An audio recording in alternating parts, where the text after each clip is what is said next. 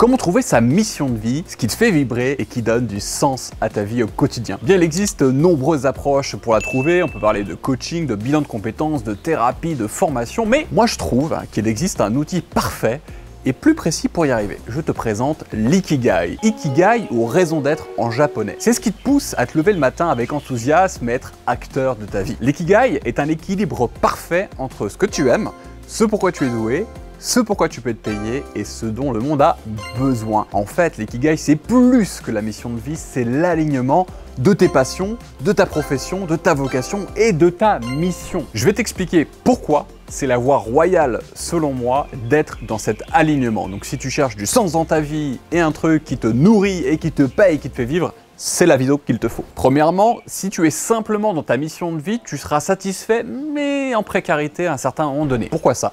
Bien parce que ta mission n'aura aucune fondation économique et tu seras déconnecté du monde actuel et de son économie réelle, les pépettes, le flouze, le blé, ben ça fait vivre notre monde actuel. Alors vivre d'amour et d'eau fraîche, c'est bien gentil lors d'un week-end à la campagne, tu vois, mais à long terme, c'est intenable dans notre société et tu risques de finir isolé et incompris. Un peu à l'image d'un artiste maudit qui considère que c'est le monde extérieur qui a un problème et pas lui. Lui, sa noblesse d'âme est bien au-dessus de tout ça. Moi, je pense surtout que c'est un manque d'adaptation et d'ouverture d'esprit parce que une autre voie est possible. En réalité, tu peux facilement ajouter une dimension économique dans ta raison d'être sans trahir tes intentions et sans que ça dégrade ce que tu sais faire. L'argent ne corrompt pas. Seules les mauvaises intentions peuvent le faire. Deuxième point, c'est que si tu es uniquement dans ta passion sans prendre en compte l'extérieur, tu te sentiras inutile à un moment donné. Pourquoi ça? Si tu te concentres uniquement sur toi-même, à savoir ce qui te passionne ou là où tu es doué, bah tu oublies 50% de l'équation, à savoir les autres. Donc si tu es en mode moi, me, myself and I, ça va pas le faire. Et c'est ce que beaucoup d'entrepreneurs débutants négligent quand ils veulent lancer leur activité. Ils sont focalisés sur eux-mêmes et ce qu'ils aiment. Alors qu'en fait, la première étape, ça consiste d'abord à savoir comment être utile aux autres et comment se faire payer pour ça. Être uniquement passionné par sa passion, c'est finalement, selon moi, une certaine forme d'égoïsme. Et si tu veux être plus dans ton ikigai, il faut avant tout inclure les autres dans ton paradigme. Au final, c'est être passionné par ton travail et par l'impact que ça va avoir sur les autres et sur le marché. Troisième point, si au contraire tu privilégies uniquement ta profession, tu risques de t'ennuyer vite et de ressentir du vide. C'est en mode boulot, boulot, boulot. C'est d'ailleurs le problème numéro 1 de la plupart des salariés, qu'on se le dise. Toutes les études le disent, la plupart des salariés ne se sentent pas pleinement heureux et engagés au travail. Ce qui leur manque, du sens bien sûr. Ils ont besoin de se sentir utiles pour continuer à être motivés. Et si possible,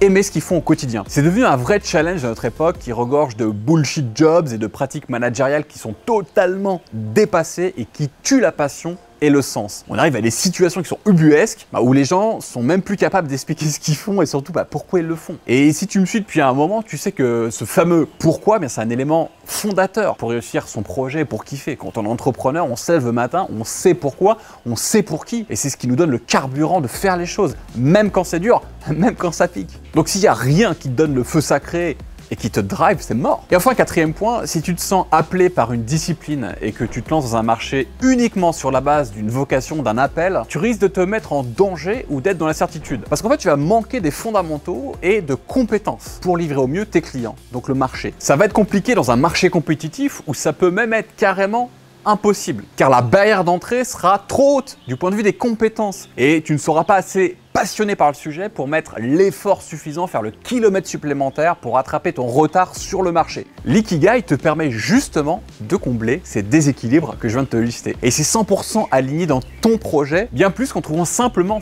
ta mission de vie. C'est pour ça que je voulais aller plus loin dans cette vidéo. L'ikigai, c'est l'addition de ta passion, de ta profession, de ta vocation et de ta mission. Alors comment on trouve son ikigai? Pour trouver ton ikigai, je te propose un exercice qui est très simple. Alors prends une feuille et aussi un stylo de quoi noter. Je t'invite à lister sur un papier, numéro 1, tout ce que tu aimes faire. Hobby, loisirs, activités, travail, relations. 2, dans quel domaine tu es performant. Ça peut aller de bon à vraiment excellent et précise-le aussi.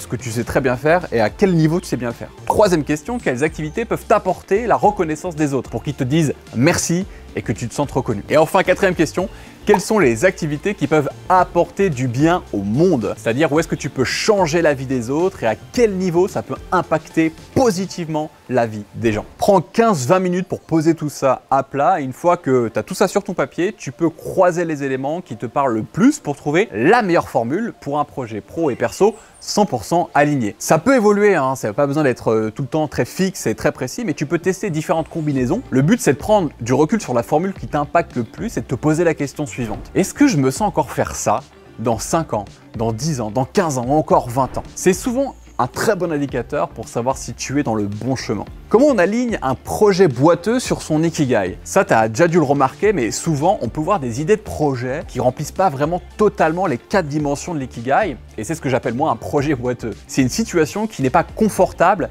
mais pas suffisamment inconfortable pour que tu bouges en fait. Alors imagine, tu es une très bonne couturière, mais c'est compliqué avec le marché, ta ligne de vêtements n'est pas rentable, et tu ne peux faire ça que sur tes heures de libre. Ou alors, tu as un très bon projet d'apprentissage de l'allemand, mais t'en as marre de gagner 2000 € par mois max en tant que prof, et les cours particuliers qui t'apportent un petit bonus te bouffent complètement ton temps perso. Et s'il suffisait de changer un petit peu l'angle pour allier tout ça à ton Ikigai? Et si au lieu de vouloir absolument vendre tes vêtements, tu proposais un cours sur la couture pour continuer à faire ce que tu aimes, c'est-à-dire coudre, et à l'enseigner et obtenir la reconnaissance de tes clients? Et si au lieu d'être prof d'allemand à vie sans avoir de week-end, eh bien tu te lançais dans un programme de mentoring avancé pour les professionnels qui ont besoin d'apprendre ou de se perfectionner en allemand et facturer le montant de ton salaire pour chaque accompagnement vendu? Eh bien tout ça c'est possible quand tu trouves ton Ikigai. Et tout ça, en fait, ce que je viens de te raconter, c'est l'histoire de mes clients. Parce que j'ai accompagné Héloïse Perrin, qui partait de zéro à lancer son business et sa formation sur la couture, qui lui rapporte plus de 350 000 € à l'année. Elle apporte beaucoup de valeur à son audience, elle prend un énorme plaisir et son talent apporte une vraie contribution du bien-être à sa communauté. J'ai aidé aussi Jeanne à se lancer et à scaler son business de formation en allemand sur le marché français et allemand. Et aujourd'hui, elle fait plusieurs fois 6 chiffres à l'année et elle a parfois plus de clients que certaines entreprises de langue très connues sur le marché. Et surtout, elle a un vrai impact avec une méthode innovante qui permet d'allier plaisir et apprentissage. Mon intime conviction, c'est que l'Ikigai, c'est un outil puissant qui te permettra d'initier un changement profond chez toi et de trouver plus que ta mission de vie au-delà de ça. Et si tu veux vivre le même genre d'aventure qu'Héloïse et Jeanne, en étant accompagné par mes soins et obtenir des résultats tangibles dans ta vie et dans ton business, eh bien on peut en parler autour d'un entretien téléphonique. Je te mets le lien là-haut et en fiche et en description. Alors dis-moi ce que tu penses de cette approche avec l'Ikigai pour découvrir ta mission de vie. Qu'est-ce que tu retiens de plus important dans cette vidéo? Dis-le-moi en commentaire, je me ferai un plaisir de répondre. Tu le sais, je lis tous les commentaires, ça me fait vraiment plaisir. Donc je te remercie de m'avoir écouté, je te dis à bientôt. Like, partage et abonne-toi si t'aimes ce que je te fais, c'est le meilleur moyen de me dire merci. Merci à toi, ciao!